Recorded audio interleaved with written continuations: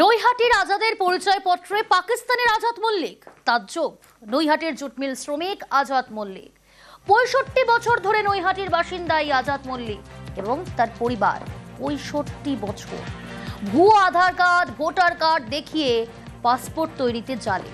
কিন্তু কিভাবে নৈহাটি আজাদ মল্লিকের পরিচয়পত্রে পাকিস্তানের আজাদ? আরো ডিটেল জানবো। অরুণ রয়েছে আমার সঙ্গে সরাসরি। অরুণ, কিভাবে এটা সম্ভব?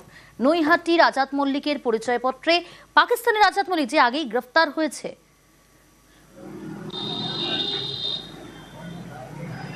একদমই তাই। দেখো, পাকিস্তানের যে আজাদ মল্লিক আছে সে পাসপোর্ট ভিসা নকল করে সে ভারতে প্রবেশ করে এবং সেই পাসপোর্ট খতিয়ে দেখা যায় যে নৈহাটির যে আজাদ মল্লিক রয়েছে যিনি ৬৫ বছর ধরে এখানে বসবাস করেন পরিবারের সহ, তার নামে যে ভোটার কার্ড, আধার কার্ড রয়েছে সেই কার্ডকে ব্যবহার করেছে পাকিস্তানের আজাদ মল্লিক। এই নিয়ে কিন্তু প্রথমে যখন তার বাড়িতে একবার পুলিশ আসে এবং তাকে জিজ্ঞাসাবাদ করে, তার কাগজপত্র নিয়ে যায়।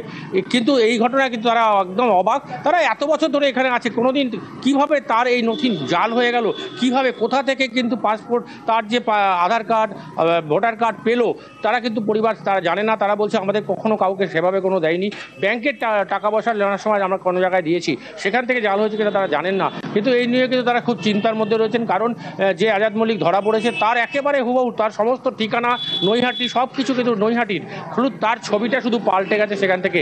এই নিয়ে কিন্তু চিন্তিত নৈহাটির আজাদের পরিবার। তারা চাইছে যে যত শীঘ্র সম্ভব এই তদন্ত তার করুক, পুলিশ দেখুক বিষয়টাকে, এবং কেন্দ্র কিভাবে তারা এটা পেলো তারা কিন্তু নিজে এখনো জানে না। তারা কিন্তু সংশয়ের মধ্যে রয়েছে। বেশ,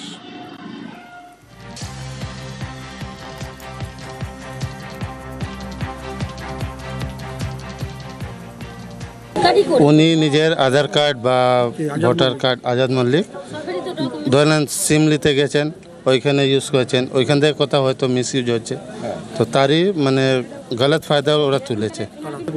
এর নাম ভারী করে, এনার নাম সতর্ক হওয়া উচিত পুরো। আমার ছোটবেলা থেকেই না গেছি, অনেক ভালো লোক, নিজে কাজ করে, নিজে বাড়িতে থাকেন। আর ইনি নৈহাটি জুট মিলে লেবারের কাজ করেন। আপনারা কি চাইছেন এখন? আমরা চাইছি এনার ইনসাফ হোক। ঘটনাতে अचानक जो আজকে আসলো, আমরা তো এসব জানি না। ডকুমেন্টস দেখিয়েছে, কে বলছে না ঠিক আছে, বললো কি ঠিক আছে তুমি এখানকার আছো। ও তো এখানে কাজ করে, ও তো বাইরে উড়ে যায় না। তো এটা প্রবলেম তো আমার সামনে পড়ে গেল, এটা তো তোমরা না বুঝবে না। আমরা তো কাউকে দিইনি, কোনো জায়গায় লাগলে আমি নিয়ে যাই না তো নিয়ে যায়।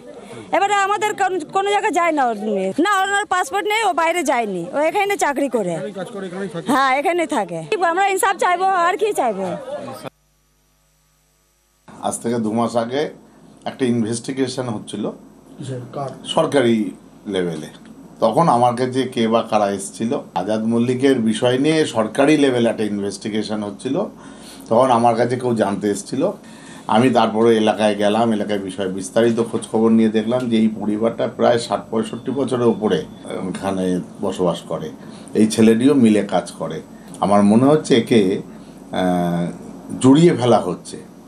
আমার ইনভেস্টিগেশন সরকারি লেভেলে হয়েছে এবং আমি বিশ্বাস যে মনে হয় এসবের মধ্যে নেই।